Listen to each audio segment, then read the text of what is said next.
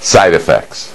We all know what side effects are as far as drugs, but have we ever thought about financially the side effects that affect our life? Because side effects that we have in drugs can be negative to our health, to the other drugs we're taking, to the people around us probably. So what are the side effects that we do, that we have, because of the decisions we make with money that affect all our lives?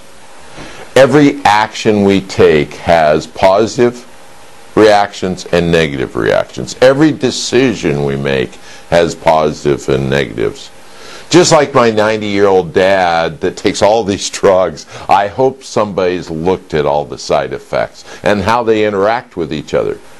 Because they make one drug makes the other drugs react differently. So the same with your financial decisions. So the same with how you invest. How we spend, save, invest, or give away our money, which are the only four things we can do.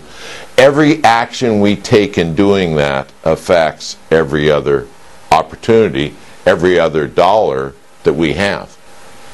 So what I'd like you to think about is the side effects of what you do. And who has looked at that? Who has sat down with you and actually looked at the side effects of everything you're doing financially, how that integrates in, how they affect each other, and whether there's any negative reactions to the decisions you're making, much like the drugs that people take.